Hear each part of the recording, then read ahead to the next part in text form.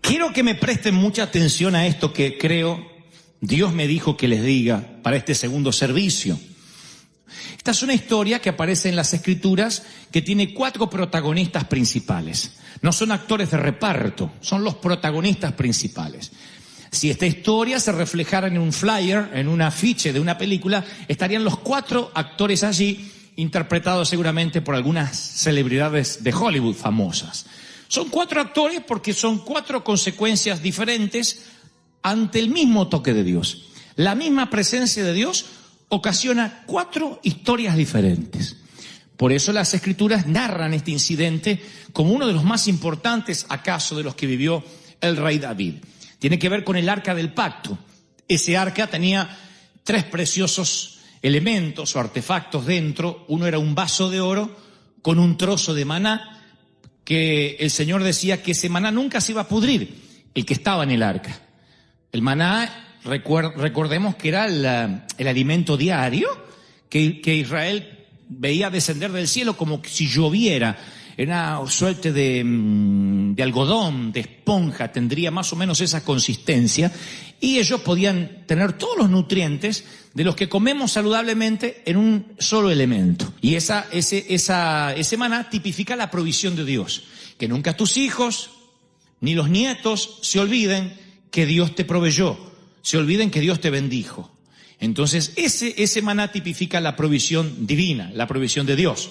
Lo segundo es la vara de Aarón, que tipifica la autoridad. Era la vara de Aarón la que llevaba Moisés. Dios dice, no quiero que olviden que yo les di la provisión, tampoco quiero que olviden que se trata de mi soberanía, de mi autoridad, porque yo quise, lo saqué de la esclavitud de Egipto. No me olviden que la autoridad me pertenece.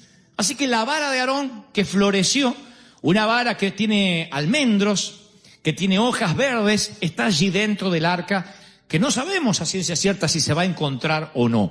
Lo mismo con el maná y las tablas de la ley, del decálogo de Dios, escritas por su dedo allí, los mandamientos de Dios. Ahora, una vez al año el sacerdote podía entrar donde estaba el arca y tenía que tener un cordón atado a sus tobillos, puesto que la presencia de Dios era tan fuerte que bien podía morir el sacerdote.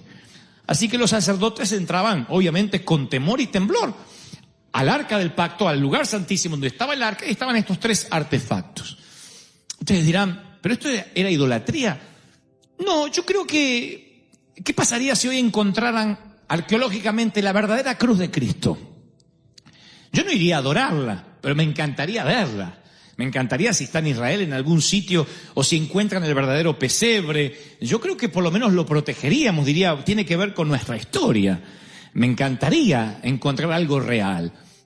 Así que cuando voy a las Escrituras y descubro que Israel no protegió el arca, que hubo un rey llamado Saúl que la olvidó por 30 años y dejó que juntara polvo, no lo puedo entender ni humanamente, ni aunque fuera rey, ni aunque fuera presidente de la nación. No puedo entender cómo pudieron olvidar el arca.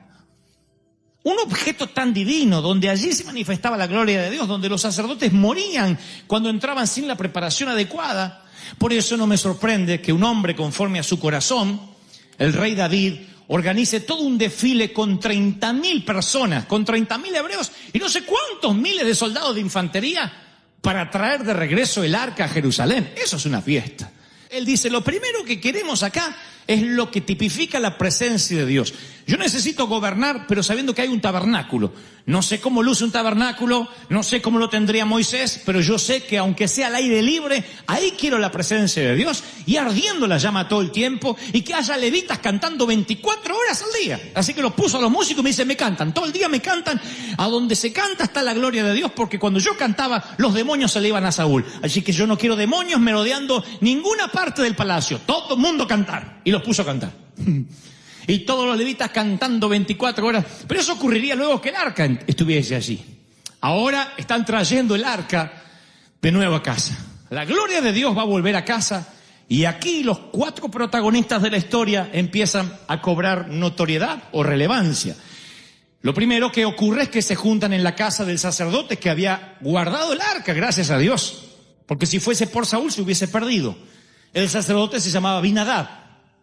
Él tiene 2 hijos, se llaman Agío y Usa. Y estos muchachos dicen, ok, el rey quiere el arca, nadie la pidió en 3 décadas, pero si el rey la quiere, los muchachos la pueden llevar. El sacerdote Abinadab 30 años hace que está con el arca.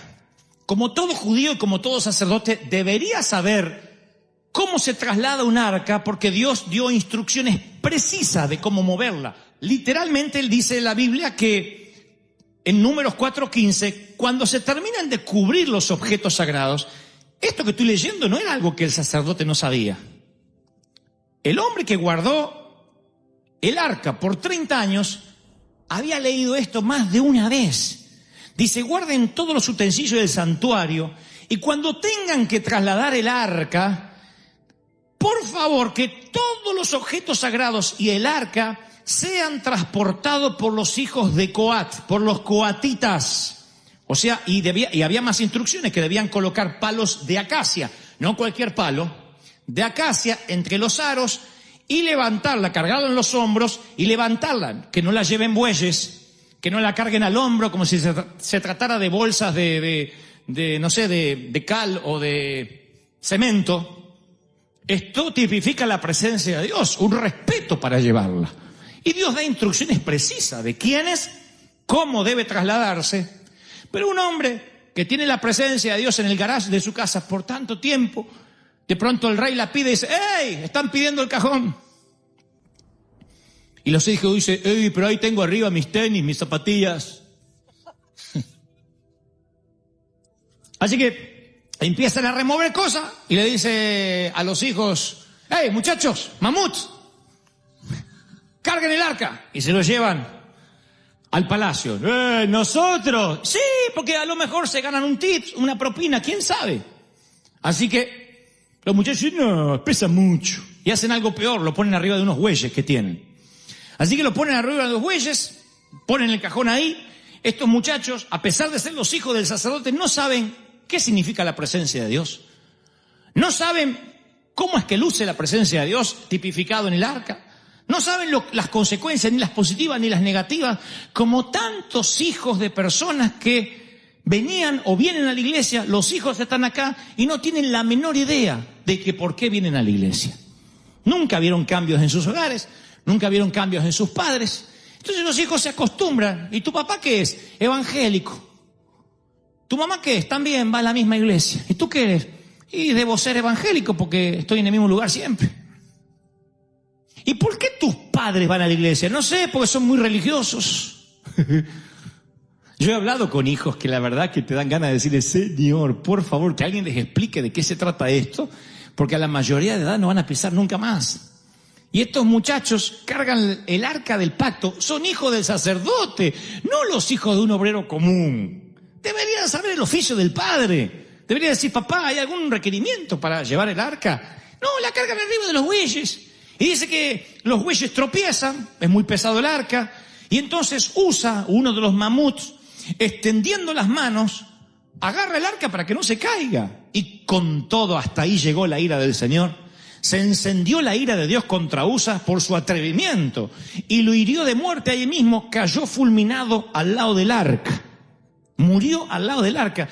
La primera vez que vuelve a aparecer la presencia de Dios en las Escrituras, aparece un muerto. Primer protagonista de la historia. Cuando lo sagrado se vuelve, ¿qué? Común. Rutina. Cuando lo santo es secundario. Cuando el temor de Dios es una profesión. Cuando te relajas con la unción. Cuando crees que la iglesia va a funcionar con tus propias condiciones, siempre produce muerte. Siempre. Por eso hay gente que no le gusta congregarse donde está la presencia de Dios.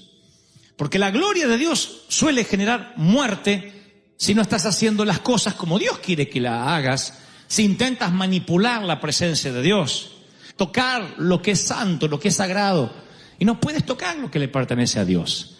Yo puedo hacer con mi vida lo que quiero y tendré mis consecuencias, pero no puedo tocar lo puro, lo que le pertenece al Señor mediante mis condiciones. Así que el primer protagonista de la historia, donde aparece el arca, es un hombre muerto. Aquí aparecerá el segundo actor de la película. David se entera de lo que acaba de ocurrir. uno de los mamuts, hijo del profeta, acaba de morir. Así que David dice, momento, no toques más nada. Se sintió temeroso del Señor y dijo, vamos a revisar los escritos. Vamos a leer el Pentateuco, ahí tiene que decir cómo debe ser llevada el arca del Señor. Así que como él no se quería llevar el arca sin primero averiguar, dijo, déjenla cerquita de ahí. ¿A dónde quedó el arca? Frente a la finca de un granjero, se llama Obed-Edom. Bueno, díganle al Señor si la puede guardar. Yo si soy Obed-Edom, yo no sé, ustedes digo, no. Eso es demasiada presencia de Dios para mí. Yo soy un granjero. Si estuvo en la casa de un sacerdote y lo mató el sacerdote, que se supone que sabe cómo es el arca, cómo se debe trasladar el arca, que estudia de esto, yo soy un hombre bruto, de manos callosas. A mí pregúntenme de buey, de vaca, de ternero, de ternera, de puercos, qué sé yo de arca. Pero dice, pero que el rey tiene que guardarla en alguna parte, en la vereda no la vamos a dejar. Justo le tapa el estacionamiento al vecino de enfrente.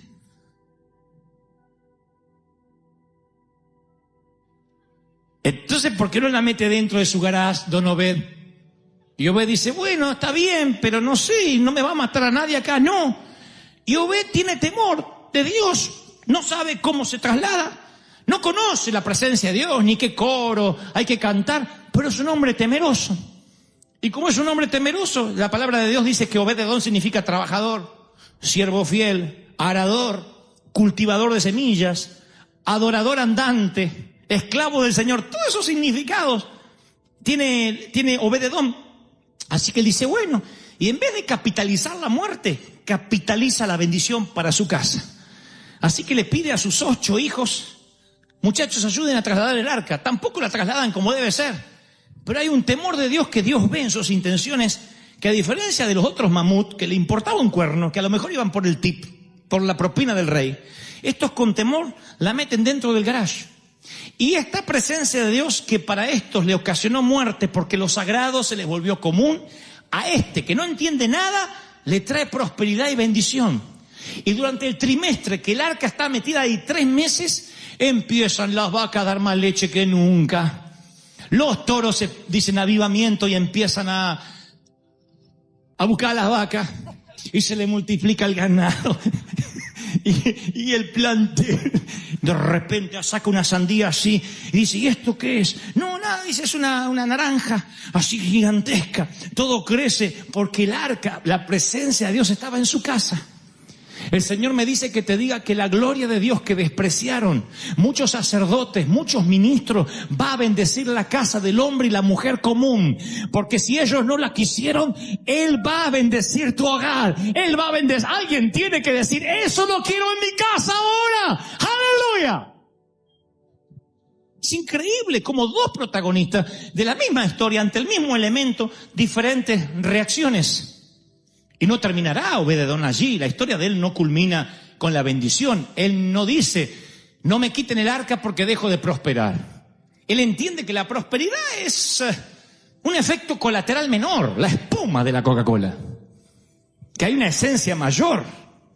Cuando el rey David se entera de que hay prosperidad en la casa de Obed-Edom, manda a buscar el arca para continuar con el plan del desfile. Él dice, hay que meterla. De alguna forma yo quiero ese arca en el templo, la quiero en Jerusalén, la quiero en la casa de Dios, en la casa de David, la quiero acá. Y la manda a buscar. Obed-Edom es un simple granjero, no puede retener el arca. No le puede decir, tu majestad no se la voy a dar porque me es bendición. Y no la retiene porque entiende que el arca no es un talismán. Porque aquí el segundo error que cometemos como iglesia, creer que Dios es un talismán, es una lámpara de Aladino que uno puede frotar y nos concede los deseos. Entonces hay iglesias que viven la presencia de Dios como Obed-Edom, prosperan, son bendecidos, son sanos, pero un día se olvidan de la presencia de Dios y van a buscar la sanidad, la prosperidad y van a buscar lo que produce la presencia de Dios en lugar de la esencia de ella. Es allí cuando Dios, que tanto te bendijo, se pone celoso y dice, tú estás por mi mano y no por mi rostro. Tú estás por lo que te doy y no por lo que significo. Y como un esposo, como una esposa que se siente usado o usada, se retrotrae y dice, no te voy a dar más nada, porque lo que quieres es lo que yo te puedo dar, no lo que yo significo para ti. De allí que muchos avivamientos mueren. De allí que muchas iglesias que fueron multitudinarias, gigantescas, hoy son un museo o el eco de lo que alguna vez fue la voz audible de Dios. Y dicen, ¿por qué terminó si Dios bendijo? Claro que Dios bendijo, como Obed-Edom. Pero ellos no tuvieron la valentía, la audacia, ni la fe de Obed-Edom de decir, su majestad, no puedo retener la presencia de Dios en casa porque entiendo que te la tienes que llevar al palacio. Pero yo tengo 8 hijos aquí que lo único que saben es trabajar la granja. Este atiende los puercos, este otro me cuida la gallina, este ordeña las vacas, el otro cuida los toros, el otro se ocupa de hacer las cercas. Somos hombres de campo. ¿No te molestaría llevarme a mí, a mi esposa y a tus 8 hijos como porteros donde está el arca de Dios para cuidarla nomás? David dice, pero ustedes son granjeros, ¿van a dejar toda la bendición que tienen por venir de porteros? Y creo que Obed-Edom no está en la Biblia, pero me imagino que Obed-Edom dice algo como, hey David, si tú dijiste que es más importante un día en el patio de Dios, en los atrios, que 1000 fuera de ellos. ¿No lo cantas? ¿No lo dices? Déjanos ir. Somos una familia numerosa. Nos vamos a buscar el sustento. No queremos un salario. Queremos estar cerca de la presencia de Dios. Y si ustedes luego van a los libros de las crónicas, van a encontrar todos los hijos de Obed-Edom sirviendo en el palacio de por vida, Los hijos y los hijos y los hijos, los nietos, los bisnietos de Obed-Edom fueron gente de palacio. Dejaron la granja para siempre. Porque un día el abuelo se dio cuenta de que era preferible estar donde está Dios antes que 1000 días fuera donde no aparece la presencia de Dios. Maravilloso. Pero ahora viene el tercer protagonista de la historia, que es David, que se entera que la misma presencia de Dios bendice a uno y mata al otro. Y entonces, ¿qué creen que hará el rey? Viendo que Dios está molesto porque están manipulando su arca. Nota que Dios está enojado. ¿Qué es lo que creen que hará el rey? La Biblia dice que los sacerdotes, los levitas, el staff de David, se purificó para transportar el arca. Ahora ellos no saben, es una tómbola, no saben si van a ser bendecidos o muertos. Así que les dice, purifíquense. Lo que se habrán purificado esos tipos. Y luego toman las varas con temor y temblor, llevan el arca de Dios sobre los hombros, tal como Dios se lo había ordenado a Moisés. Primera de Crónicas 15:14. ¿Y qué hace David? Mientras, si ustedes no conocen la historia, les voy a dar un múltiple choice. No tienen que responder, pero responden en su corazón. Cuando ve el arca y sabe que Dios está molesto porque no están haciendo las cosas bien, puede que mueran esos sacerdotes también, o pueden que no. Así que, ¿qué hace David? Se arrodilla ante el Señor. Es el arca, es la presencia de Dios. ¿Estaría mal que David diga, aleluya? ¿Estaría mal? Eso es A. Los que dijeron A tienen menos Biblia que una mezquita. 2. Cae desmayado ante la presencia del Señor. En algunas iglesias caer desmayado en la presencia de Dios te da crédito. Se cayó. ¡Qué unción se cayó! 3. Inclina su cabeza y empieza a adorar. Esas 3 cosas bien podría ser la A, la B y la C. Pero nunca se me hubiese ocurrido que se ponga a bailar. Nunca. Porque yo he aprendido, como muchos de ustedes, que los pies danzantes y un corazón reverente no pueden estar en la misma persona. No se puede reverenciar a Dios bailando con todas las fuerzas.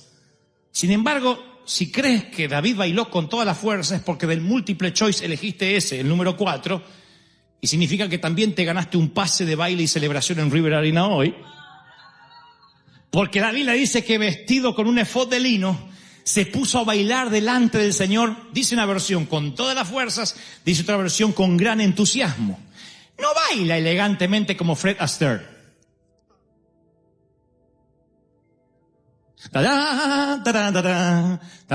Eso estaría bien para un rey. Con un paraguas, no baila así. No la tenía la de Fred Astaire, vieron que la sé, No baila así. O Gene Kelly, no baila elegantemente como aquellos que dicen voy a bailar para que Dios vea que estoy feliz, pero tampoco para que me anden criticando mucho. Porque yo a algunos de ustedes los veo. No, a ustedes no los veo porque yo hasta ahora me dan mucho la luz. A los de las 9 los veo. Fiesta, hoy hacemos una fiesta. Si le sacan la foto de arriba, el tipo está en un funeral. De abajo es Michael Jackson. Entonces digo,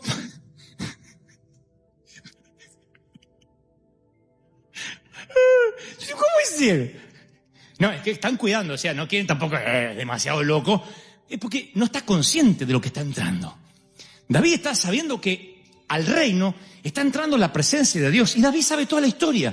David sabe que donde está la presencia de Dios hay prosperidad, hay bendición. Sabe que su reino va a ir para adelante, que no va a tener malos gobiernos, que su gestión va a ser exitosa, porque logra que la presencia de Dios venga a Jerusalén. Eso se celebra de una sola manera. Si estás seco, si estás muerto, si nunca conociste a Dios y de repente lo que tipifica a Dios entra a tu casa, ¿ustedes piensan que van a hacer una sonrisa así como la Mona Lisa? Vas a sonreír, no vas a parecer estreñido de vientre, sino que realmente Dios te llena de gozo, de alegría, de algarabía, de celebración. Y lo que algunos mata y otros bendice, te llena de alegría. Alguien tiene que decir amén. ¡Aleluya! Esa es la celebración de David. Vestido con un efod de lino, se puso a bailar delante del Señor. Uno dice, pero ¿sería baile en la carne o baile en el espíritu? Porque ahí es cuando se traban los religiosos. Pero hay que ver qué baile era. Porque el baile en el espíritu es así.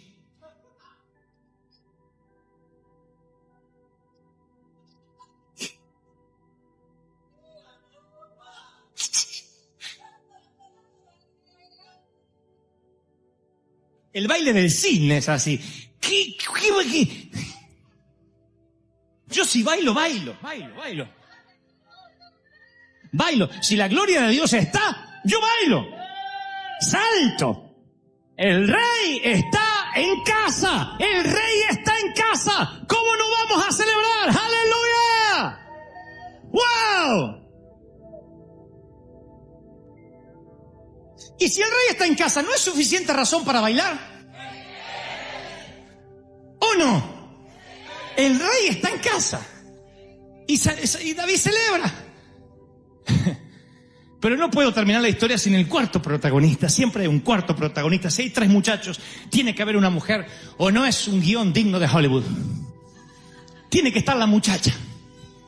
Si está Brad Pitt, Tom Hanks y Leonardo DiCaprio, tiene que estar Angelina Jolie.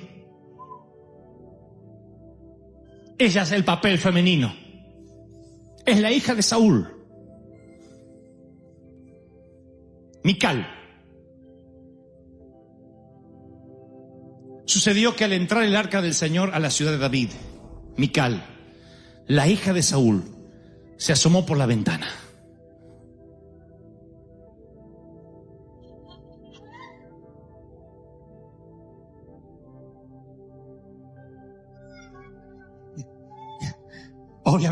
Obviamente Mical tiene hombros más lindos que los míos. Ve que hay ruidos por allá abajo y quiere saber qué hay. Se asoma, no mucho las uñas porque se las acababa de recién de pintar y hace mucho calor acá, tal vez se le arruinen las uñas. Y mira al esposo bailando y lo desprecia, lo menosprecia. Le da vergüenza. Cuando lo ve a David saltando y bailando, siente por él un profundo desprecio. Y como toda mujer, no se lo manda a decir, se lo dice.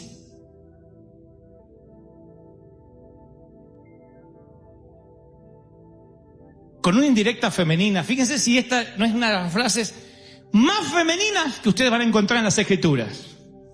Porque si es un hombre el que lo desprecia, ¿qué le diría? David, qué vergüenza. ¿Qué estás haciendo? Pues esta es una dama y le dice, qué distinguido el rey. Oh, qué lindo, qué elegante, qué galán. Y el rey está transpirado así, en calzones, bailando. Percibo ironías en tus palabras. Sí, porque bailas y te desnudas como cualquiera en presencia de las esclavas de los oficiales. Debería darte vergüenza. Ni nuestros jardineros bailan así. ¿No deberías estar en el trono y que bailen los demás? Y David dice, digna hija del Padre esta. Si el viejo tuvo 30 años y nunca le importó el arca, voy a pretender que la hija le importe la presencia de Dios.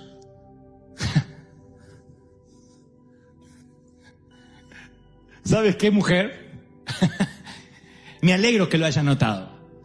Me alegras que no me hayas visto distinguido, que me hayas visto como un payaso.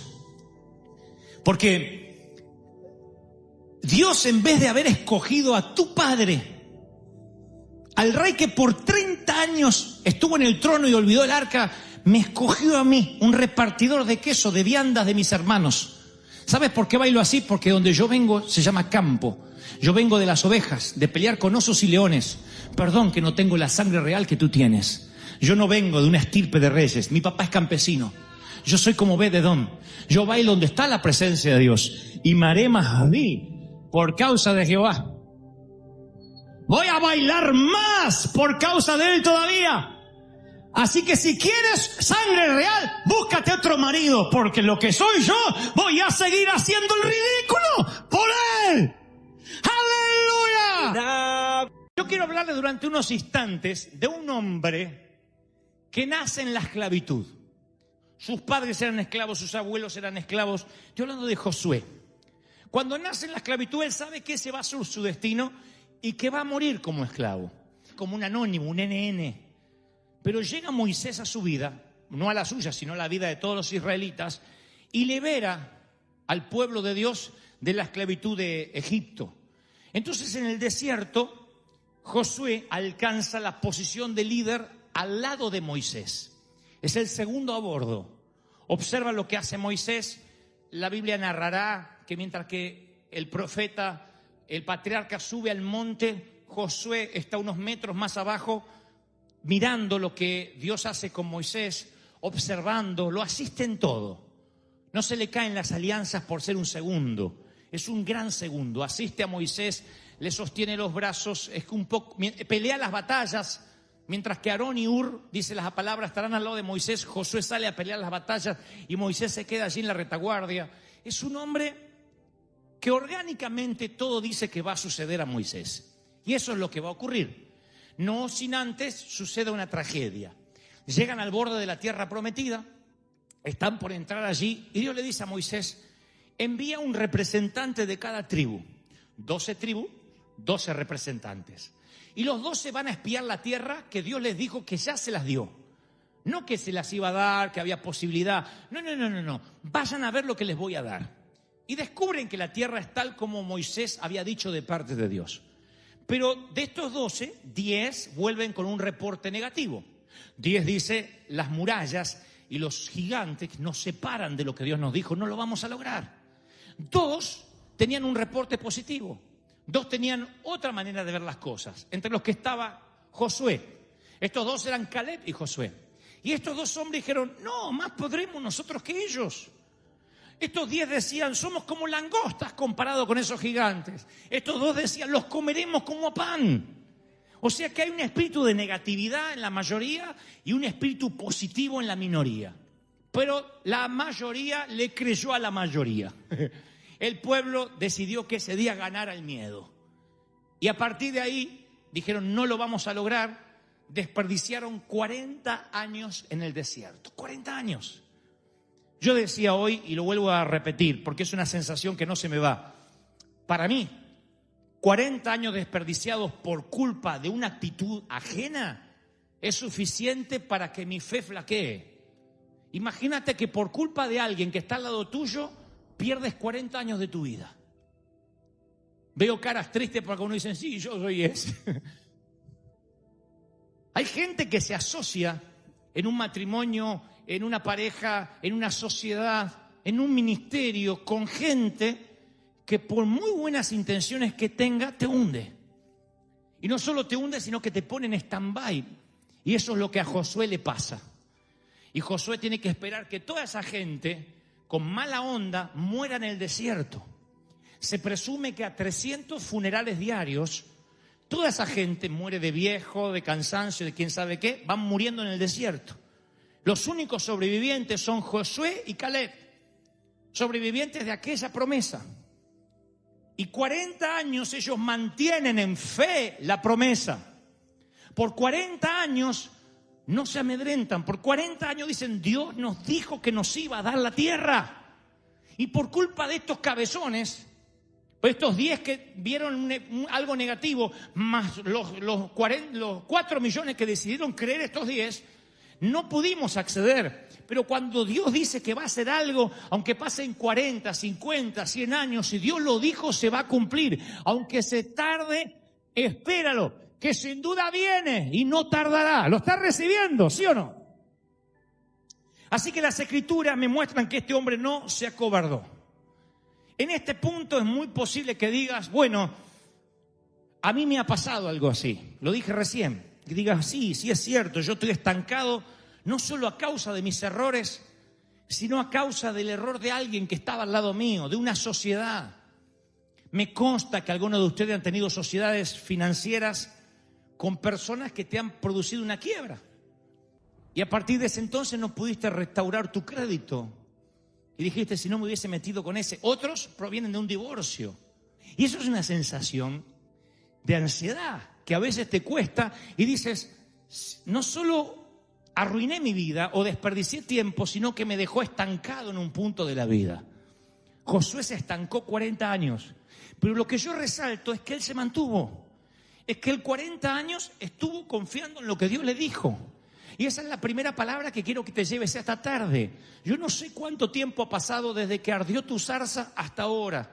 Desde que Dios dijo que te iba a bendecir, pero deja que te diga algo porque conozco a Dios. Si tu zarza ardió, si Dios te lo prometió y dijo que te iba a dar tu tierra, tú vas a poseer la tierra que Él te prometió. Créelo, créelo. Dios no es hombre para mentir, ni hijo de hombre para arrepentirse. ¿Lo está recibiendo, sí o no? Va a ocurrir. Los años pasan y la promesa permanece en el cosmos. Va a ocurrir. No te entregues, no te rindas, va a pasar. Pero yo lo que no quiero es que te agarre la desesperanza. Que digas, se terminó, Dios agotó la paciencia para conmigo. Porque te hayas equivocado tú o se haya equivocado tu socio. Te hayas equivocado tú o tu ex.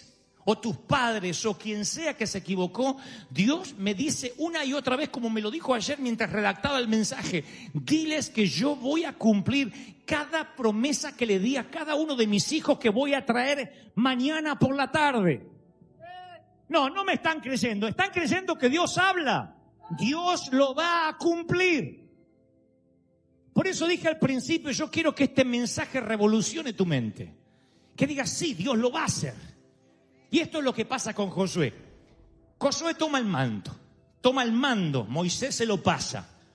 Tiene que transformar a un grupo de nómades en soldados. Vaya tamaña tarea que le queda a Josué. Pero Josué se transforma en el nuevo libertador.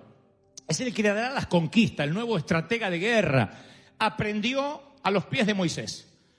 Aprendió siguiendo a su mentor. Ahora su sensei ya no está. Y está Josué solo.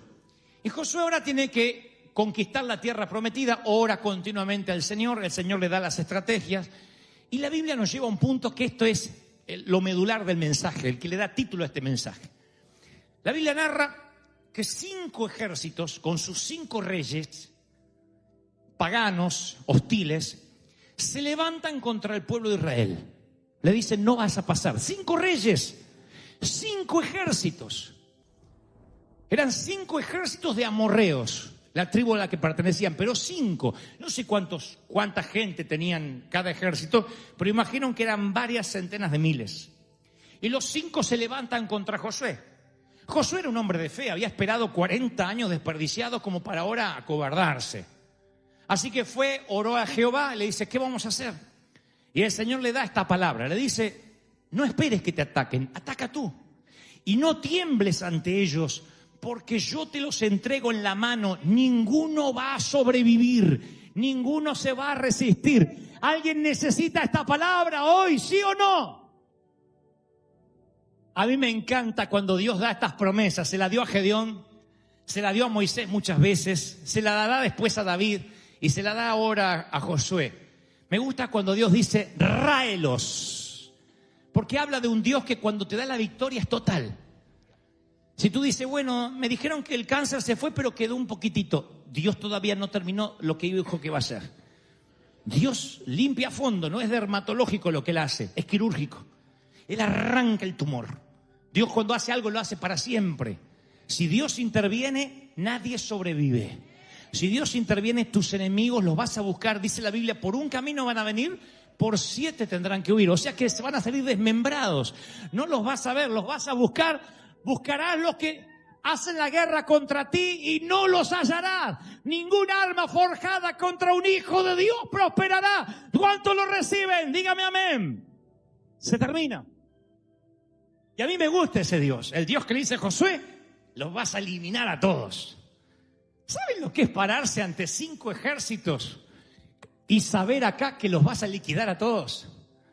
Imagínate que los mexicanos que hay acá van al próximo mundial y Dios les dice, tranquilos que ganan la copa. Imaginen cómo estaría el Memo Ochoa. Estaría así con pechito de paloma, chicharito, insoportable. Imagínense los mexicanos así diciendo, ya Dios nos dijo que nos vamos a llevar la copa. Así, harían los goles así de taquito, así. Claro, la seguridad cambia cuando él sabe que tienes la victoria. Cambia la seguridad. No es lo mismo decir, por ahí me va bien, por ahí me va mal. A que Dios diga, Josué, yo te voy a bendecir. Y yo quiero en primera instancia que esta tarde todo el mundo tenga esa palabra. Si Dios dijo que eres el muchachito de la película, la niña de la película, tú vas a terminar antes de los créditos celebrando. Tú vas a estar en victoria. Tú vas a terminar bien. No terminan tus días sin que Dios te bendiga, sin que Dios te levante, sin que Dios te llene de fe. ¿Cuántos lo creen? Dígame amén. Así que Josué sale pechito de paloma a pelear. Y dice la palabra que empiezan a perseguir a los ejércitos amorreos y tienen la victoria. No sé si son superiores en número, pero Jehová peleaba con ellos. ¿Cómo peleaba Jehová con ellos? Bueno, pueden leer las escrituras. Dice la palabra en el libro de Éxodo y en el libro de Josué, porque está dividida en 2 partes. Cuando recién están siendo sitiados, cuando después van a la batalla. Y la palabra narra que cuando ellos están persiguiendo a los amorreos, Jehová, que estaba mirando desde arriba, suelta una granizada. Empieza a caer granizo sobre los enemigos. O sea que le caían los piedrazos a los tipos. Mientras que estos los perseguían, el granizado caía allá, el granizo. Dios soltó granizo, porque Dios puede manejar el clima, Él lo creó. Es el mismo Dios cuyo hijo después detendría al mar y al viento en el mar de Galilea, ¿recuerdan? A las olas. Dios es el Dios del clima, Dios es el Dios que puso los océanos en su lugar, el Dios que nivela las montañas, Dios es el que hace las cosas imposibles. Alguien tiene que estar llenándose de fe esta tarde. Dios lo va a hacer. Así que cuando Josué, esto lo creo yo, creo que esto es lo que le pasa por su mente, porque yo soy un poco Josué como ustedes, un hombre común. Cuando Josué ve que Dios suelta granizo y ve que están venciendo al enemigo, también se le junta el sentimiento encontrado que está oscureciendo. La palabra dice, y empezó a oscurecer. Claro, el día tiene las horas de día que tiene que tener. Así que después de 12, 13 horas empezó a oscurecer. Y ahí es cuando a Josué no le cierra la promesa de Dios. Porque Dios dijo, no va a quedar ninguno vivo, no prevalecerá ninguno. Pero el día estaba terminando, el telón estaba cayendo. Si el telón del día cae, si se va el sol, sale la luna y está oscuro, los enemigos se escabullen. Los amorreos desaparecen. Y estos sobrevivientes se vuelven a rearmar y vuelven a atacar. Y se retrasa la posesión de la tierra de Dios, Canaán. Entonces Josué dice, ¿cómo puede ser? Dios me dijo esta mañana, o me dijo anoche, que íbamos a poseer la tierra, que íbamos a despojar a estos sinvergüenzas, que no iba a quedar ninguno vivo, y ahora se me está terminando el día. Cualquier otro hubiese dicho, bueno, yo peleo hasta donde puedo. Yo no voy a andar peleando más de lo que tengo que pelear. El día se terminó, ya está. La mayoría de nosotros hubiese dicho, yo ya agoté las opciones, ya está. Me cansé. Y esta es la segunda palabra que quiero transmitirte. Esto va para los que dicen, hice todo lo que se suponía que sabía que tenía que hacer y ya no hay más nada que puedo hacer. Yo ya hice todo, oré, clamé, refinancié, volví a creer, volví a enamorarme, volví a comprar, renté, me asocié de vuelta y se me hizo la noche otra vez. Ahora Josué está en esa posición. Josué está en la postura donde el sol cayó, se está yendo, está oscuro, se está oscureciendo y Dios dijo, antes que termine el día, hoy los vas a destruir a todos. Y todavía hay gente que está viva. Entonces no le cierran las cuentas. Y aquí hay gente que no le está cerrando las cuentas con Dios. Que dice, a mí también me está pasando eso. Yo no sé qué está, si Dios cambió de opinión, si la fregué, si metí la pata, si Dios se cansó de mí. Pero esta es la palabra que tengo de parte de Dios. Hasta ahora usaste la fe natural, pero a partir de ahora tienes que usar la fe sobrenatural. Decir, yo no sé cómo te la vas a arreglar, Dios, pero si a mí me dijiste que ibas a quitar el cáncer completamente, para mí eso significa una sola cosa, completamente. Si tú dijiste que me ibas a prosperar, significa una sola cosa, me vas a prosperar. ¿Cuántos dicen amén? Así que Josué, que ve que Dios hace granizar, se le ocurre una idea y hace la oración más poca ortodoxa y más fuera de lo común que van a encontrar en toda la Biblia. Oigan a Josué con la fe de un niño. Estoy hablando de un tipo que nació en la esclavitud. Estoy hablando de un hombre que se forjó en el desierto, que se comió 40 años desperdiciado por culpa de los otros cabezones. Un tipo que jamás hizo una oración así, en plena batalla, se agarra de la promesa de Dios, ninguno va a prevalecer contra ti, y grita y dice, sol, le ora al sol. No le ora, le ordena al sol. Sol, detente, ahí en Gabaón. Que es como decir, sol, quédate en China, no vengas. Tú, luna, quédate en el valle. Ordena a los astros a que se detengan. Astronómicamente, lo que está ocurriendo es que ante la orden de Josué, Dios va a detener la tierra de su eje. Pero lo que él está viendo desde la tierra es que a partir de su fe, el sol se va a detener. Y cuando los amorreos están esperando que se termine el día, cuando está llegando el cenit, Dios se pronuncia a favor de la repetición del día. Dios les repite el día. Fue el único día en la historia de 48 horas. Imagínense la cara de los enemigos que decían, no te preocupes que 8 de la noche ya tiene que oscurecer y el sol está arriba. 9 de la noche el sol arriba, 10 de la noche el sol arriba, 3 de la madrugada el sol arriba. Hasta el sol estaba de acuerdo con el pueblo de Dios. Cuando Dios está de tu parte, hasta el calendario, los astros, el universo, todo gira a tu favor, dice Dios. ¡Aleluya! Y dice la Biblia, nunca antes ni después ha habido un día como aquel en el que el Señor escuchó la voz de un hombre y el Señor peleó por Israel.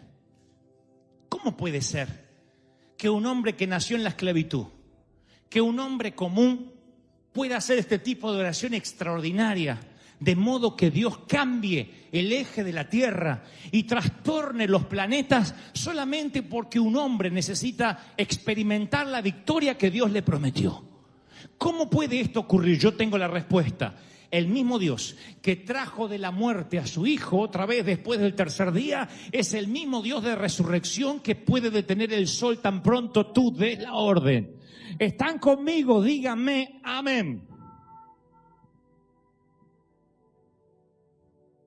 Y acá es el punto, este es el otro punto. Yo decía, Señor, ¿cómo hago para que tus hijos, nosotros, entendamos, siendo gente común en el sentido de que tenemos vidas rutinarias, que a lo mejor nos subimos al freeway, tomamos el café, hacemos todo lo que la gente hace, no somos guerreros, no estamos a cargo de una campaña militar?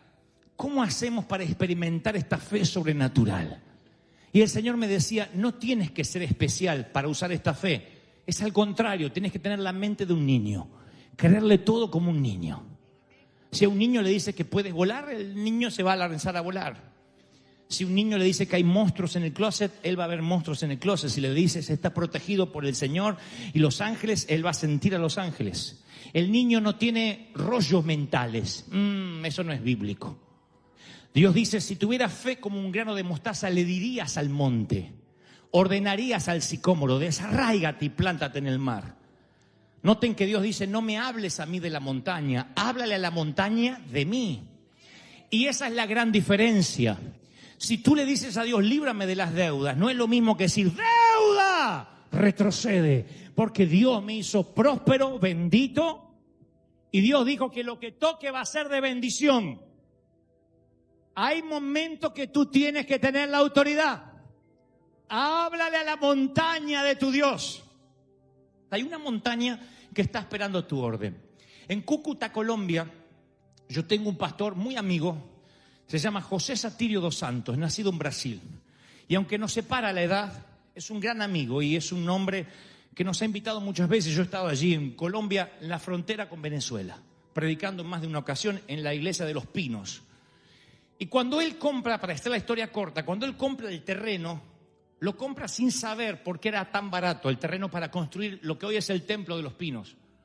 Cuando él lo compra, no sabía que era una montaña, él compró una montaña. Pero no un terreno con tierra, una montaña. Y cuando fue ahí y vio que era una montaña, sintió que la habían estafado. ¿Cómo vas a construir una iglesia arriba de la montaña? Y entonces dice, me estafaron. Y estaba al lado de un hombre que era su, no sé si su mano derecha, pero siempre estaba ahí pegado al pastor, ayudando. Lo llamaba Jairo, se llama Jairo, que lo he conocido, dicho sea de paso. Le dice, Jairo, no sé cómo le vamos a decir esto a la congregación. Y Jairo dice, ¿qué? Si hay una montaña y usted predica que hay que decirle a la montaña que se mueva y la montaña se va a mover, pastor. Va a mover para que se mueva. Y dice el pastor, lo cuento con sus palabras, él dice, Jairo, hay cosas que son metáforas. No se mueve la montaña, los gritos. Y él dice, pero si usted dijo que si tuviéramos fe como un grano de mostaza, diríamos al monte que se mueva y yo tengo mucha fe. ¿Por qué no oramos mañana aquí y hacemos que la montaña se mueva? Y dice Satirio, para sacármelo de encima, dije, bueno, nos vemos mañana. Al otro día, José le dice a la mujer, me voy a sacar de encima este plomo y le voy a explicar cómo son las cosas, que no hay que tomarse las cosas literal. Y después me vuelvo y voy a reclamar que me devuelvan el dinero del terreno. Y ahí estaba Jairo y había regado la voz a gran parte de la congregación que estaban todos listos para orar. El pastor se quería morir porque dijo, vergüenza con uno paso, pero con todo, ¿qué hago? ¿Y vieron cómo es esto cuando se contagia la fe? Que todo el mundo, aleluya, aleluya, que les agarra así como las ganas de orinar, pero tiene que ver. No, cuando alguien está así, aleluya, aleluya, es mejor que resucites el muerto. Yo le divido. No es lo mismo que, bueno, a ver si pasa, pero cuando la gente está así como excited, tiene que ocurrir. Y Satirio los mira y dice, yo no sabía cómo bajarle el nivel de expectativa. Y encima encendía el fuego, Jairo, porque decía, vamos a orar, ahora van a ser testigos de cómo la montaña se mueve. Vamos, vamos, vamos. Ore, pastor, ore. Y José dice, te dejo orar a ti el privilegio de que ores. Ya lo vamos a invitar a Satirio, les voy a pedir que les cuente esta historia, porque él tiene más detalles todavía.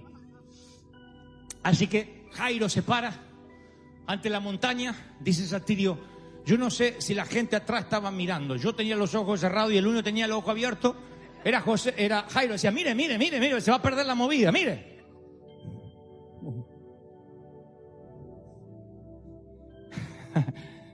¡Montaña! ¡Monte! ¡Quítate que tenemos que levantar un templo!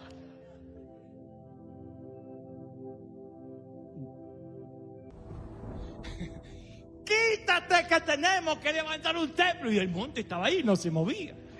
Dice Satirio, yo voy a esperar unos minutos más, le voy a decir, vamos a casa. Esto no es así. Y de pronto ven en el suelo que unas piedritas, la arenita se empieza a mover. Y dice Satirio, no sabía lo que estaba pasando, pero me empecé a asustar. Y la gente atrás, gloria a Dios, gloria a Dios, gloria a Dios. Y él se movía.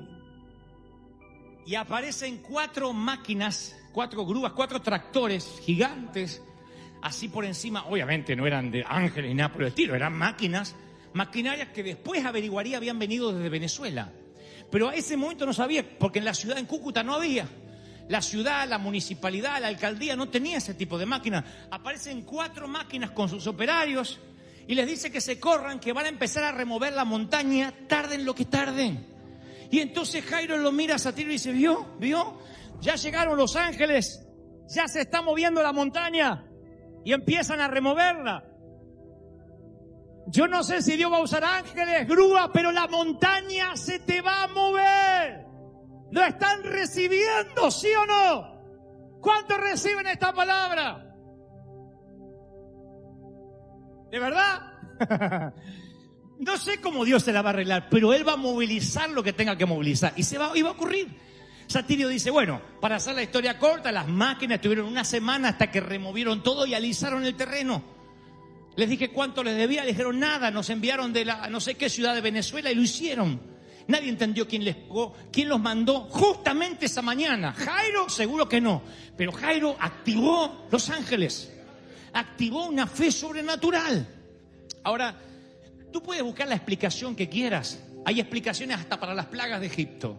Lo que yo sé es que si Dios no da la orden, no hay plaga que se suelte, no hay langostas que vengan, no hay sangre que venga en el río Nilo. Dios está como autor intelectual de lo que te está pasando, ¿sí o no? Entonces, hay cosas que necesitamos creer como niños. Va a ocurrir y lo tienes que tomar. Porque Dios honra la fe de un niño. Tú no quieres deshonrar la fe de un niño. Si el niño tiene fe, tú no quieres deshonrarlo. Si el niño tiene fe de que esta noche va a comer, tú sales a buscar comida de donde sea, pides al vecino. Pero si el nene se sienta allí, se pone la servilleta y dice, vamos a comer, pues tú no quieres deshonrar esa fe. Aunque no lo haya llamado a comer, aunque no haya comida, tú sales y la buscas de donde sea para honrar la fe del niño. Lo que trato de decir es, aunque te parezca que hay cosas que no entiendes, que no coinciden, que hace ruido con tu teología, yo te propongo ser un Josué, que te pares ante el sol y digas, nunca lo hiciste, tal vez nunca se vuelva a hacer, pero yo quiero que el sol se detenga y se repita el día. Todavía no cumplió el Señor lo que dijo que iba a hacer conmigo. No puede terminar el día, no puede oscurecer sin que yo vea mi sueño y el sueño de Dios cumplido. ¿Cuántos están recibiendo esta palabra? ¿Están listos para detener el sol ahora? ¿Están listos para que la montaña se mueva? ¡Aleluya! Si eres de los que estás manejando así con la rodilla, tomándote un café, concentrando el celular y mirando el tránsito, no estás solo en esta vida. Hay alguien que lo hizo mucho antes que tú, y no estoy hablando necesariamente de tu esposa o de tu esposo, estoy hablando de Marta y no tu vecina, sino la Marta que aparece en las Escrituras. Porque en el corazón de los hombres y las mujeres, a pesar de que vivimos a full, algunos hace muchos años sin parar, tenemos un anhelo de descansar, un anhelo de encontrar nuestro lugar en el mundo sin complicaciones, disfrutar de las cosas pequeñas de la vida, esas nimiedades que se nos van pasando por alto justamente a causa que no nos da tiempo de respirar, no tenemos tiempo de disfrutarla. Cuando nos vamos de vacaciones estamos tan estresados en no olvidarnos nada, en haber cerrado la puerta, haber cerrado el gas, haberle dicho al encargado que nos vamos a ir, más el auto, más lo que hay que llevar, más los chicos, que cuando venimos necesitamos vacaciones para reponernos de las vacaciones, porque venimos estresados. Y eso se suma un año en el cual no nos detenemos, donde los días a veces se hacen cortos para las demandas que tenemos, las cosas que tenemos que afrontar, y entonces hay momentos que nuestro alma se empieza a agotar, nuestra batería empieza a estar baja, y como Marta nos enfocamos en lo que no debiéramos. Esta Marta, probablemente la Escritura narra que probablemente haya sido la hermana mayor de sus 2 hermanos, María y Lázaro. En aquel entonces el rabí causaba un revuelo entre la élite religiosa por haber resucitado a Lázaro, y estaba de visita en la casa justamente de Marta, María y Lázaro. Las Escrituras no son claras respecto a la cronología de estos sucesos, pero de igual modo había un estrecho vínculo entre Jesús y estos tres hermanos, María, Marta y Lázaro. Eran amigos. Cuando Jesús pasaba por ahí, siempre iba a Betania y se quedaba, pernoctaba con ellos, le hacían unas ricas comidas mexicanas, unas quesadillas de pobre, ¿no? Así que la Biblia dice en Juan 11:5 que Jesús amaba a Marta, a su hermana y a Lázaro. Y en la escena que nos compete en el relato de Lucas, hay una escena íntima en la que Jesús reprende en un momento a la ocupada Marta. No la reprende, la exhorta de modo tal que la quiere avergonzar. Al fin y al cabo es su amiga y la Biblia narra que la ama, como a su hermana María y como a su hermano Lázaro. Pero le dice, Marta, me parece que no te estás enfocando en lo que debieras. La exhorta con un cariño, con un aprecio, con un amor que solo un amigo, un padre puede hacer. Marta, conocen la historia, corría por la cocina, no da abasto para lavar, no da abasto para traer las comidas, para los vasos, lo que se ensucia. Y María, la hermana, pinta de vaga, se sienta a los pies de Jesús a escuchar sus palabras. María dice, para limpiar mugre tengo toda una vida, Jesús no sé cuándo vuelve. Y se sienta a los pies de Jesús, dice, ya mañana limpiamos. Marta quiere tener la casa impecable, como hay algunas histéricas acá que quedaron del servicio de las 9, porque las de las 12 son tan pacientes. Pero que debe haber alguna que quiere todo limpio y todo esté impecable y no tiene que ver con el lujo, Porque mi mamá, como digo siempre, nunca tuvo lujo, nunca tuvimos lujo en casa y había un día que enceraba el piso y uno tenía que andar así con unos patincitos, ¿cómo se llama? O con las medias así, porque no quería que le arruinaran la encerada. Y lo cierto es que no venía nadie a visitarnos, nosotros éramos los que íbamos a disfrutar la encerada esa y teníamos que andar así como si estuviéramos en el Vaticano. Y yo digo, ¿por qué? ¿Por qué? Y todo estaba limpio, impecable. Aparte, ni se nos ocurría que la sobremesa se extendiera con el cartón de la pizza ahí y los vasos, vamos a ver tele y después juntamos. No, en casa había un comunicado militar, nadie va a tele, nadie va al baño, nadie orina, nadie se levanta si esto no está todo levantado. Y teníamos que levantar y limpiar todo. Aprendan las madres de ahora a levantar. Todo impecable, lujoso. Ustedes podían visitarnos en casa de sorpresa cuando sea. Siempre la vieja mantenía todo impecable. Camas extendidas, de irnos al colegio y dejar las camas así como que se pelearon dos perros. ¡Ni loco! La cama tendida y aunque decía, llego tarde al colegio, levántese temprano, vaya y pida perdón en la dirección, pero la cama me la atiende. Era más importante la cama que la educación. Y la extendíamos la cama. Yo vengo de eso. Los baños de antes, y ya voy al mensaje, porque ahora me emocioné con esto. Los baños de antes, yo le voy a contar cómo era mi baño donde yo pasé la infancia. Era un inodoro y después había una regadera acá, una ducha regadera, pero no hay abajo una bañera. Entonces cuando abría se mojaba todo el baño, el inodoro, todo, porque era todo chiquitito. Entonces tenías que a veces dejábamos un chorrito chiquito para no tener que limpiar tanto. Te ponías abajo el chorrito así y te movías debajo del chorrito para bañarte. Y después ya antesito ni ensuciaste, ¿viste? Ahora, si querías un baño así, tipos gladiador romano, que te bañabas así, era salpicar paredes, azulejos, todo, y del baño no se salía antes de ponerte el calzón a limpiar.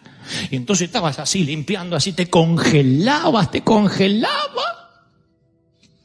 Después te vestías así, salías y dejabas el baño limpito y venía el viejo a bañarse, que no quería entrar a un baño usado, tenía que estar limpio. Esa era mi vieja. No sé cómo se aguantó en el cajón ahí si no estaba higienizado el ataúd. Diga que se fue rápido a la presencia del Señor. Increíble. Entonces, yo sé que hay muchas que tienen aquí y muchos que son como Marta. Y está bueno ser pulcros, ser higiénicos, tener todas las cualidades de alguien que le gusta trabajar, que la casa esté impecable, porque eso lo disfrutan los demás que conviven con esa persona. Pero cuando cualquier cosa que nos desenfoque de estar a los pies de Cristo, cualquier cosa que nos quite el enfoque de lo importante por una urgencia que se puede hacer mañana y que no es tan urgente si lo pensamos de manera técnica, es aquello que nos hará ganar una exhortación del Señor, como se la ganó Marta. Cuando Marta se quejó por la evidente discrepancia que había entre su diligencia, su trabajo y la relajación de María. Ahora, yo les conté cómo era Marta. ¿Se la imaginan a María? A capaz que algunas se identifican más ahora. María era, ay Jesús, ¿me puedo sentar a tus pies?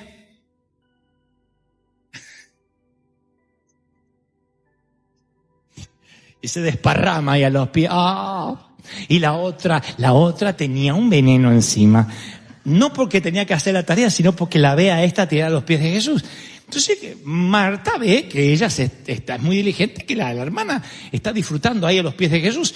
Y Jesús, que ya ve la pelea que se avecina entre las dos, apenas él cruce la puerta y se vaya, le dice, Marta, Marta, estás inquieta. Hay una versión que dice, estás afanada y preocupada, estás tan inquieta por muchas cosas y solo una cosa te es necesaria. Solo una cosa. Hay solo una cosa que tendrías que estar haciendo. No le dice que hay 2 opciones, hay 3, hay 4. Tendrías que estar haciendo una sola cosa. Y María eligió bien. ¡Oh! Peor todavía se habrá puesto Marta.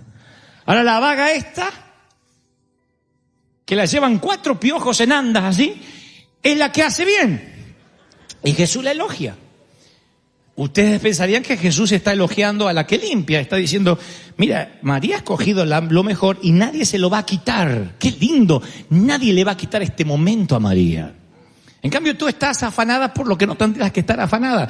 Estar afanado significa estar ansioso por hacer algo que podrías hacerlo en otro momento. No le dice Jesús, ya no limpies más. Vete y no limpies más.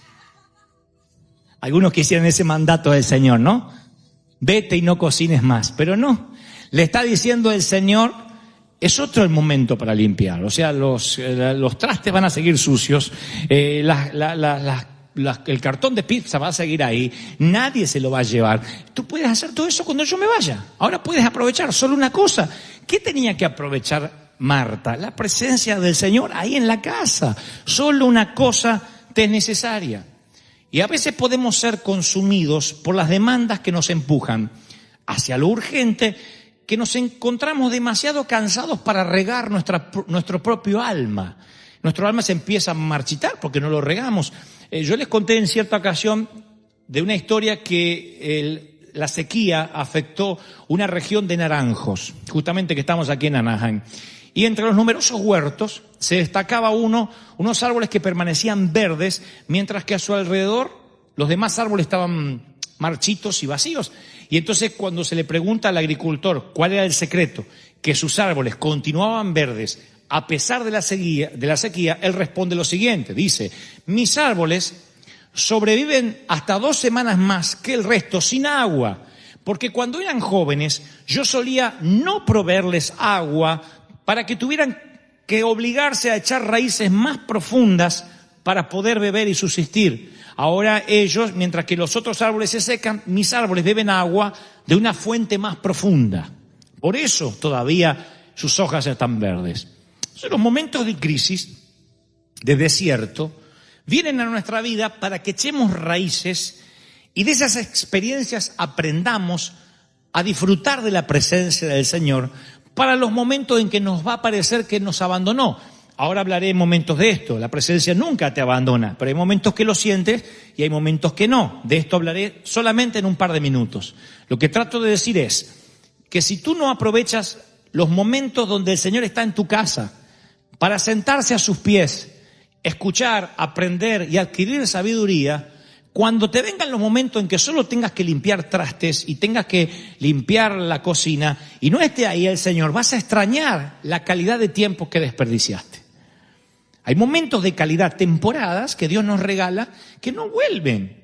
Y un día llega el tiempo en que solo nos encontramos en un fregadero de la cocina, miramos hacia la sala, Jesús no está ahí o percibimos que no está y añoramos los tiempos en que pudimos sentarnos a sus pies y aprender.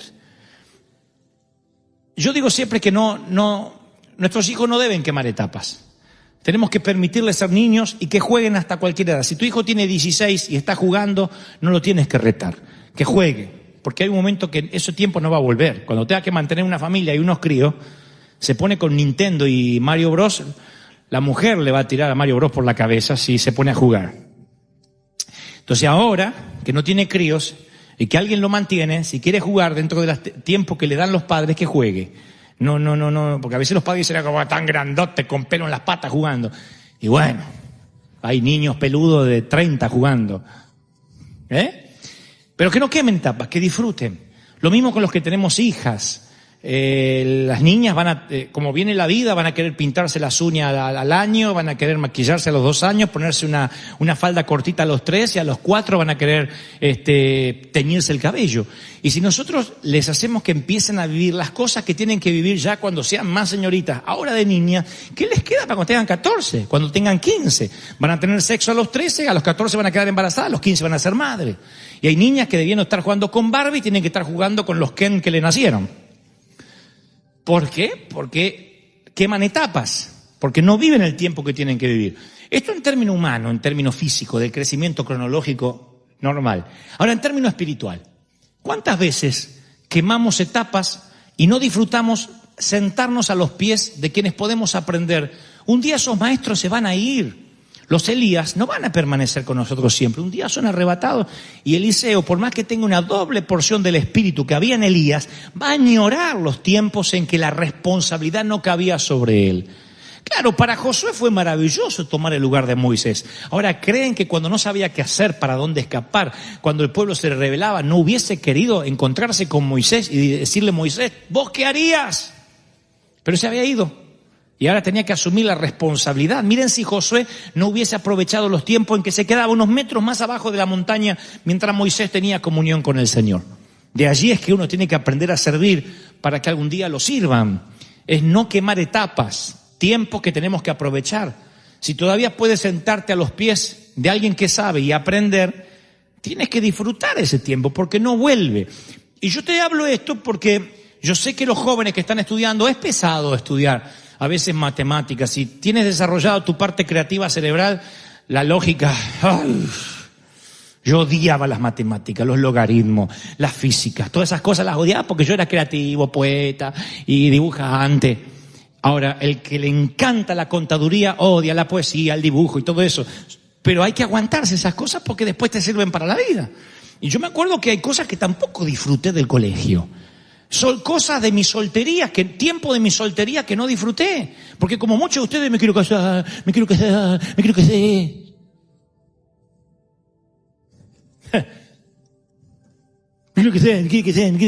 me quiero enviudar. Y no, ya está casada. Y uno dice, sí, pero vos porque no tenés 40 años soltero. Y es una etapa maravillosa. Los 40 años de soltero puedes hacer cosas que no puedes hacer los 30. Porque uno tiene otra mentalidad. O ustedes piensan igual que cuando tenían 20, cuando tenían 10, cuando tenían 15. ¿Verdad que uno piensa diferente? Cuando a mí me dicen, ¿cómo cambiaste tu forma de pensar? Y claro, soy un hombre que evoluciona. ¿Cómo voy a andar pensando lo mismo que a los 30? Yo no pienso lo mismo ni que a los 40. Yo fui cambiando mi forma de pensar, mi misericordia cambió, mi gracia cambió, mi sentido de la justicia cambió. ¿Por qué? Por experiencia, por cosas que he pasado. Entonces uno va mutando. Uno evoluciona o involuciona, ¿no? ¿Cómo evolucionamos? Cuando la presencia de Dios nos visita en casa, inmediatamente nos sentamos a sus pies.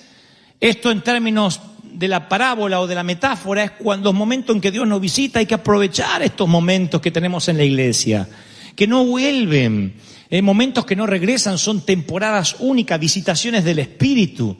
Pero a veces las demandas nos consumen, a veces vienen las sequías y estamos tan absortos en las demandas que nos damos cuenta que cuando queremos beber de aguas profundas no hemos echado raíces que nos conecten esas aguas. Y entonces nos empezamos a secar. Y la presencia de Dios es un viaje que uno puede asumir para toda la vida.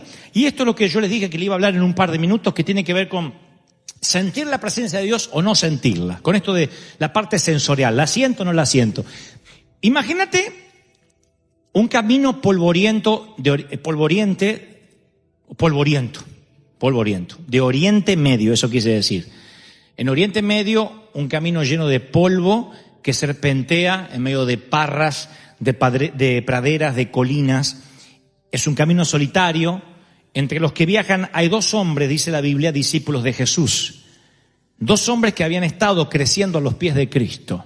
Uno, la Biblia narra, que se llama Cleofás, y el nombre del otro se perdió en la historia. La Biblia no registra el nombre del otro. Uno es Cleofás y otro más, pero ambos son discípulos de Jesús. Ambos viajan desde la gran ciudad de Jerusalén, unos 11 kilómetros, a un pequeño pueblito llamado Emaús. Esos 11 kilómetros caminando lleva un poco más de 2 horas, lo que hoy dura una buena película. 2 horas de duración, de camino. Estos 2 hombres salieron de Jerusalén, van a Emaús, posiblemente a llevar mercaderías, por ahí se dedican, no sé, a vender algo y tienen que caminar esos 11 kilómetros. Metámonos despacio en la escena que encontramos en el capítulo 24 de Lucas. Estos 2 hombres están atrapados en una conversación muy profunda, repasando todo lo que recientemente había sucedido en Jerusalén. Su líder, Jesús de Nazaret, un poderoso profeta en palabras, en hechos, fue entregado a los procónsules romanos y sentenciado a muerte, fue crucificado entre 2 ladrones. Ambos muchachos, Cleofás y el otro, que van camino a Emaús, esos 11 kilómetros, van hablando de lo preocupados que están porque vieron los azotes, los golpes, la sangre, la agonía, la deshonra de la muerte de su líder. Las noticias resuenan en toda la ciudad, es lo que hablan todas las radios, están las portadas de todos los periódicos. Los hombres están abrumados por los acontecimientos, angustiados, deprimidos, desalmados, desanimados. Y en el medio del camino polvoriento del Oriente Medio se les une un tercer hombre. Crea una pequeña nube de polvo con sus pies, se mete en el medio de la caminata. Estos 2 no reconocen al hombre que se les suma en la caminata. Es joven, barbudo, un israelita como ellos, luce como hebreo, y empieza a hablar. Se une a la conversación y pregunta, ¿puedo saber de qué discuten? Fíjense que es sarcástico, que es este tercer hombre, que ustedes saben la historia, es nada menos que Jesús resucitado. Le dice, ¿puedo saber de qué discuten? Así se mete en la plática, ¿no? Y Cleofás y el otro muchacho dice, ¿qué? ¿Eres el único en Jerusalén que no sabe lo que acaba de suceder? Debe ser peregrino. Tú tienes que ser un inmigrante, de aquí no eres. ¿Cómo no sabes lo que está viviendo la nación? Y siguen sin reconocerlo. Jesús dice, no sé, ¿qué acontecimientos son estos que ocurrieron? Fíjense la ironía, el sarcasmo de Jesús. No sé, ¿qué acontecimientos? Se hace el que no sabe. Ustedes dirían, pero Jesús, ¿por qué se hace el que no sabe? Porque los quiere escuchar hablar un poco a estos, ¿no? ¿Qué es lo que pasó? Y esto le empiezan a contar, que no te enteraste. El que se decía ser el Mesías fue llevado ante el patio de Caifás y después ante Herodes, ante Pilato, se lavó las manos y después fue condenado. Le cuentan la historia.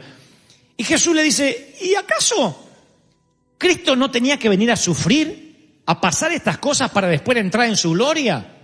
Y los muchachos lo miran y dicen, ¿dónde sacaste eso? ¿Cómo de dónde saqué? Del Pentateuco, lo que decían Moisés, los profetas, y le empieza a abrir las Escrituras. El tercer transeúnte les abre las Escrituras a estos 2, que están ensimismados, están como Marta lavando sus platos sucios, ellos están preocupados y ahora todo lo que tenemos que hacer y se nos murió y ahora qué vamos a hacer. Ellos no pueden ver quién camina con ellos. Se pierden la bendición que tuvo María. Está Cristo con ellos, pero no lo sienten, no lo ven, se están topando con Él. Son de los pocos que la historia registrará que caminaron con un Cristo resucitado. Todo el resto caminó con un Cristo normal, con un cuerpo físico, que no echó mano a la deidad divina para caminar. Acá es el Cristo resucitado. Este Cristo que camina con Cleofás y el otro varón, estuvo en la tumba, estuvo 3 días muerto, estuvo 3 días en el Seol, resucitó y ahora camina con ellos. Miren qué privilegio tienen estos tipos. Sin embargo, no se dan cuenta. Y Cristo les empieza a predicar. La cosa es, para hacer la historia larga, corta, que llegan a Emaús. Ellos empiezan a decir, wow, tiene razón, Moisés ya había hablado de que este tenía que morir crucificado. Porque si uno no comprende las Escrituras, Jesús podría caminar contigo y tú no lo reconocerías. Si la palabra de Dios no cobra vida para ti, tú no reconoces que Jesús camina a tu lado. Esa es la diferencia de decir, yo no tengo a Jesús a mi lado. Eso es teológicamente incorrecto, Jesús está a tu lado. Y ahora en unos minutos más les voy a hablar cómo Jesús a veces está al lado de los inconversos, que dicen no tiene a Jesús en su corazón. Sin embargo, yo te voy a demostrar que sí lo tienen, nada más que no lo reconocen. Se los voy a decir en minutos, antes de que me apedreen por herejes y me dejan avanzar. Ellos caminan a Emaús y no saben que Jesús está con ellos. Lo invitan a cenar y allí es cuando llegan a Emaús y Jesús les termina de abrir los ojos, lo reconocen. Cuando le piden, quédate a cenar con nosotros, Él le abre los ojos a los discípulos y entonces, imagínense la sorpresa, la conmoción, la alegría. ¡Jesús! ¡Eres tú! ¡Estás vivo! Caminaron 2 horas los condenados y no se dieron cuenta. No crean que Jesús usó una máscara, se sacó la barba así y dijo, soy Jesús. Estos tipos estaban tan ensimismados en sus problemas que prefirieron lavar platos sucios del pasado en lugar de sentarse a los pies de quien estaba caminando con ellos. No lo reconocieron. Me sorprende que no lo hayan reconocido hasta que le fueron abiertos los ojos, que es un modismo hebreo. Porque hay de los que piensan que estaban ciegos y hasta que Jesús no dijo, véanme, no lo vieron. No fue lo que ocurrió. El abrir los ojos significa hasta que se les reveló, hasta que le dijo, sonso. No me ven las muñecas horadadas, no me reconocen. Tanto se les grabó en la mente mi imagen allí crucificado y azotado y desnudo, que olvidaron cómo soy. Él no cambió de aspecto, de otro modo los discípulos jamás lo hubiesen reconocido. Tenía un cuerpo glorificado, pero no es que cambió de aspecto, se cambió la barba y ahora apareció diferente, con 2 alas. Era el mismo. Pero estos no lo reconocieron y cuando se presenta ante ellos y dice, sí, soy yo, ahí desaparece. Y ahí les cambia la actitud a los muchachos, a Cleofás y al otro. Porque ahora tenían buenas noticias para contar. Venían del camino a Emaús, de Jerusalén para acá, venían preocupados. Pero fíjense cómo cambia la actitud de ellos desde que cuando salen de Jerusalén a cuando vuelven a Jerusalén. Porque ahora deciden volver y están ansiosos por contar lo que vieron. Y hay una marcada diferencia entre la actitud de los discípulos desde y hacia Jerusalén. De camino a Emaús, Jesús estaba con ellos. No lo reconocieron, pero de todos modos Él estaba allí. Estaban cabizbajos, desanimados, para darse por vencidos. De vuelta, ya Jesús no estaba con ellos de manera física, pero ahora estaba en el espíritu, ahora estaba resucitado. De ida estaba de manera física, en ambos caminos Jesús estaba. En el camino a Emaús Jesús estaba de manera física, en el camino a Jerusalén estaba espiritualmente. Pregunta, ladies and gentlemen, ¿qué modificó la actitud de los discípulos, de estos dos? Porque a la vuelta a Jerusalén iban locos, viste, resucitó, yo sabía, cambiaron. Ahora Jesús no camina con ellos físicamente, de regreso. Sin embargo, están exultantes. De ida, Jesús camina con ellos y andan con cara de bautizados en limón, cara de 6 de la tarde. ¿Qué cambió la actitud? No te apures a responder porque dirás algo como, bueno, la presencia de Cristo cambió la actitud. No, porque la presencia de Cristo siempre estuvo con ellos. También de ida, Emaús. Lo que cambió la actitud fue que reconocieron la presencia de Cristo. No que Jesús ahora vino y Jesús antes no estaba. Siempre estuvo, pero el reconocer que estuvo es lo que cambia la actitud. Es tu reconocimiento de la presencia de Cristo lo que cambia tu manera de ver la vida. ¿Cómo reconoces la presencia de Cristo? Estándote quieto. Si te pones a lavar trastes, nunca vas a reconocer que está parando en tu casa. ¿Cuándo algunos se darán cuenta de que tenían la presencia de Cristo cuando ya no la tengan? ¡Qué triste! Está quieto, permaneced callados, dijo el Señor, porque en mí está la victoria. Vengan a mí y recuperen su vida.